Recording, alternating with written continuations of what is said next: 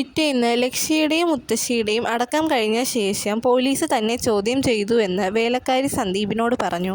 ജഡ്ജിയുടെ ഭാര്യ പറഞ്ഞു തന്നതുപോലെ തന്നെ താൻ പോലീസിനോട് എല്ലാം പറഞ്ഞുവെന്ന് അവർ പറഞ്ഞു. പോലീസ് പോയ ശേഷം ജഡ്ജിയുടെ ഭാര്യ മുറിയിൽ കയറി ആരോടോ ഫോണിൽ പതുക്കെ സംസാരിക്കുന്നത് കേട്ടു. അതെന്താണെന്നറിയാനുള്ള ആകാംക്ഷ കാരണം താൻ വാതിലിനപ്പുറത്ത് ചെവി കൂർപ്പിച്ച് വെച്ച് എല്ലാം ശ്രദ്ധയോടെ കേട്ടു. അപ്പോഴാണ് താൻ ആ ഞെട്ടിക്കുന്ന സത്യം ഫോണിലൂടെ കേട്ടത്.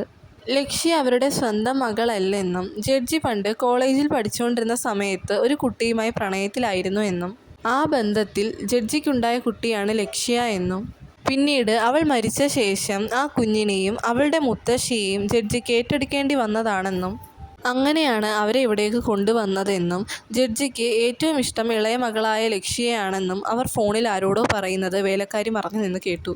അതുമാത്രവുമല്ല, ലക്ഷ്യയുടെ പേരിൽ ജഡ്ജി അവളുടെ അമ്മയുടെ നാട്ടിൽ ഒരു വലിയ എസ്റ്റേറ്റ് ബംഗ്ലാവ് വാങ്ങാൻ പോകുന്നു എന്ന വാർത്തയാണ് തന്നെ ഈ ക്രൂരകൃത്യത്തിലേക്ക് നയിച്ചതെന്ന് അവർ ആരോടോ ഫോണിൽ പറയുന്നത് വേലക്കാരി മറഞ്ഞു നിന്ന് കേട്ടു.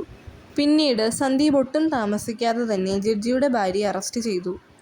തൻ്റെ ഭാര്യയെ പോലീസ് അറസ്റ്റ് ചെയ്യുന്നത് കണ്ട് ജഡ്ജിക്ക് പ്രത്യേകിച്ച് ഞെട്ടലൊന്നും ഉണ്ടായിരുന്നില്ല.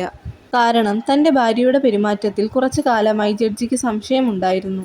പിന്നെ തൻ്റെ ബാക്കി 2 മക്കളുടെയും ഭാവിയോർത്ത് താൻ മൗനം പാലിക്കുകയായിരുന്നു എന്നും അയാൾ സന്ദീപിനോട് പറഞ്ഞു. ജഡ്ജിയുടെ ഭാര്യയെ ചോദ്യം ചെയ്തപ്പോൾ തൻ്റെ നിർദ്ദേശപ്രകാരം തൻ്റെ ആങ്ങളയാണ് അവിടെ എത്തി ഈ കൊലപാതകങ്ങളെല്ലാം നടത്തിയതെന്ന് അവർ സമ്മതിച്ചു. അങ്ങനെ സന്ദീപ് ജഡ്ജിയുടെ ഭാര്യയുടെ ആങ്ങളയെ കൂടി അറസ്റ്റ് ചെയ്തു.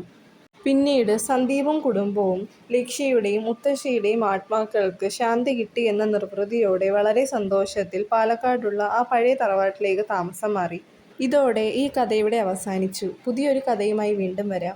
വീഡിയോ ഇഷ്ടപ്പെട്ടാൽ ലൈക്ക് ചെയ്ത് സബ്സ്ക്രൈബ് ചെയ്ത് കമൻറ്റ് ചെയ്യണേ.